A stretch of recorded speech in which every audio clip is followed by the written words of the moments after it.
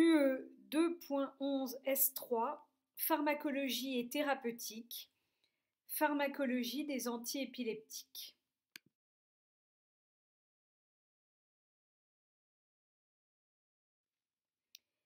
L'épilepsie correspond à un trouble du fonctionnement cérébral caractérisé par la survenue périodique et imprévisible de crises convulsives.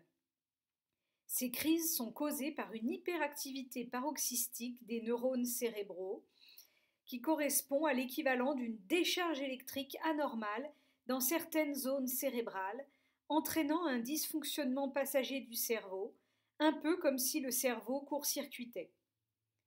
Cette hyperactivité neuronale paroxystique résulte d'un déséquilibre entre deux systèmes de neurotransmission. D'une part, le système GABAergique, dont le rôle est d'inhiber toutes les réactions excessives du cerveau, qui est diminué dans l'épilepsie, et d'autre part, le système glutamatergique, qui est le système excitateur du système nerveux central et qui est augmenté dans l'épilepsie.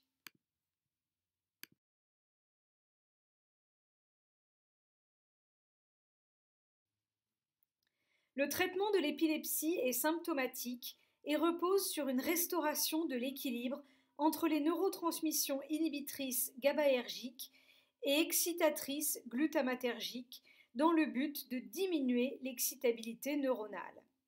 Cette diminution de l'excitabilité neuronale peut être obtenue soit par une augmentation de la transmission inhibitrice GABAergique, soit par une diminution de la transmission excitatrice glutamatergique.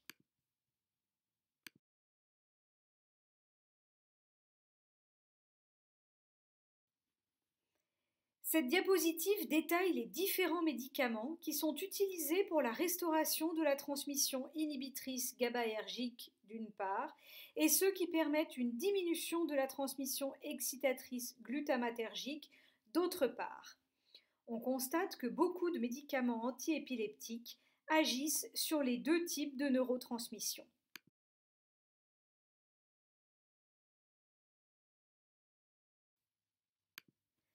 Plusieurs mécanismes d'action sont possibles pour augmenter la transmission inhibitrice GABAergique.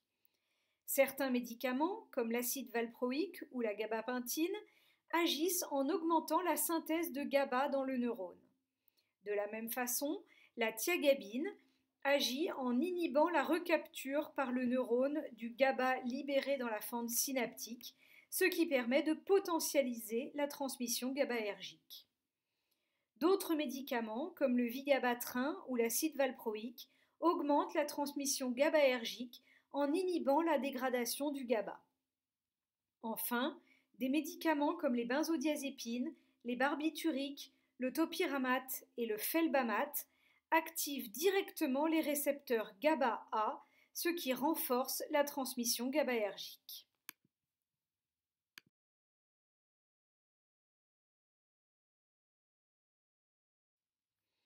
De la même façon, plusieurs mécanismes d'action sont possibles pour diminuer la transmission excitatrice glutamatergique. L'éthosuximide, l'acide valproïque et la gabapentine sont des médicaments qui, en empêchant la libération du glutamate dans la fente synaptique, permettent de diminuer la transmission glutamatergique. D'autres médicaments, comme le felbamate et le topiramate, inhibent les récepteurs du glutamate et contribuent ainsi à limiter la transmission glutamatergique. Enfin, certains médicaments stabilisent les neurones dans un état inactif, les empêchant ainsi d'entrer dans un état d'hyperexcitabilité neuronale. Ces médicaments sont par exemple la lamotrigine, l'acide valproïque, la carbamazépine, l'oxcarbazépine, le felbamate, le topiramate, la phénitoïne et le phénobarbital.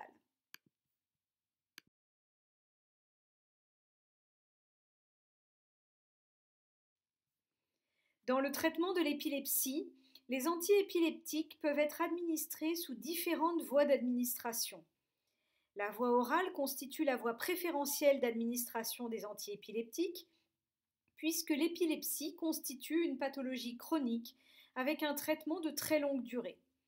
La voie intraveineuse et la voie intramusculaire sont utilisées principalement dans le cadre de traitement d'urgence des crises d'épilepsie.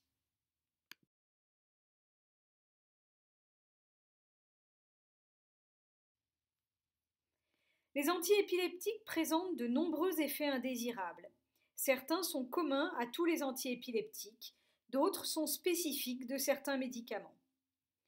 Tous les antiépileptiques provoquent des troubles du système nerveux central, particulièrement une sédation, une asthénie, c'est-à-dire une grande fatigue, et des vertiges.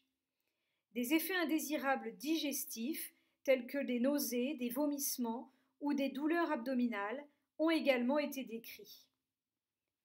Certains antiépileptiques, comme la phénitoïne, le phénobarbital, la carbamazépine et la lamotrigine, sont connus pour entraîner des éruptions cutanées qui sont rares mais graves. La phénitoïne peut également être responsable de troubles du rythme cardiaque, particulièrement lorsqu'elle est administrée par voie intraveineuse.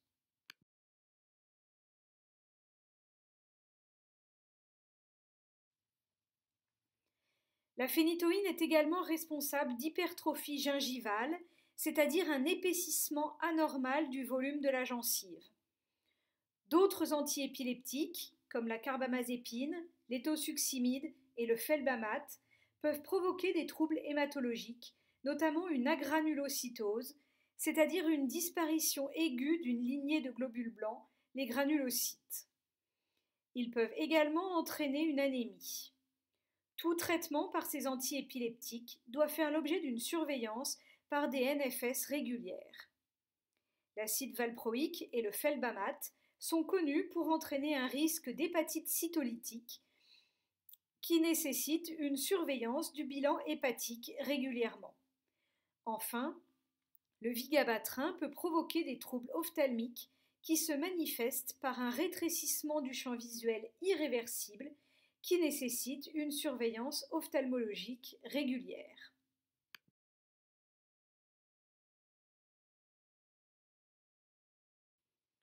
Les contre-indications des antiépileptiques doivent être respectées. En particulier, il ne faut pas prescrire d'antiépileptiques en cas d'insuffisance hépatique sévère, car les antiépileptiques sont majoritairement métabolisés par le foie. Si le patient est atteint de troubles du rythme cardiaque, il faut éviter de prescrire de la phénitoïne, car cet antiépileptique est susceptible d'induire ou d'aggraver des troubles du rythme cardiaque. En cas d'hépatite, toute prescription d'acide valproïque ou de felbamate est à proscrire, du fait des effets indésirables induits par ces deux médicaments. Enfin, pour tout patient atteint de troubles hématologiques, la carbamazépine, l'éthosuximide ou le felbamate doivent être évités du fait des effets indésirables entraînés par ces antiépileptiques.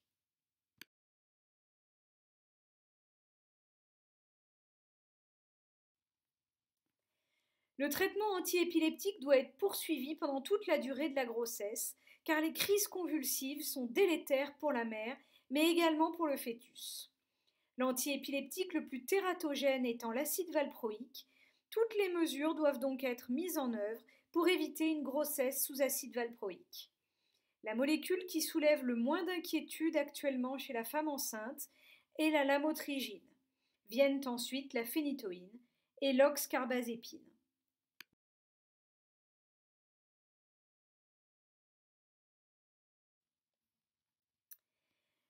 Enfin, les antiépileptiques ne doivent pas être associés aux médicaments métabolisés par les cytochromes P450, comme les statines ou les contraceptifs oraux, car la plupart des antiépileptiques sont des inhibiteurs ou des inducteurs des cytochromes P450. Il y a donc un risque accru d'effets indésirables ou de diminution d'efficacité des médicaments associés aux antiépileptiques.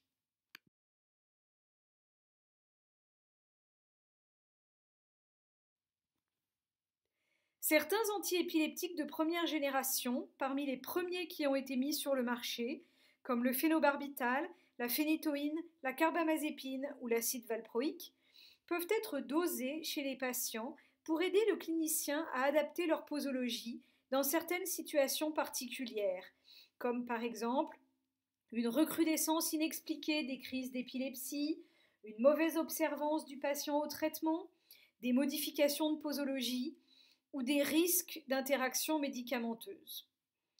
Le prélèvement destiné au dosage sanguin du médicament antiépileptique doit alors être effectué en résiduel, c'est-à-dire juste avant la prise du matin, quelques jours après l'instauration du traitement ou le changement de posologie.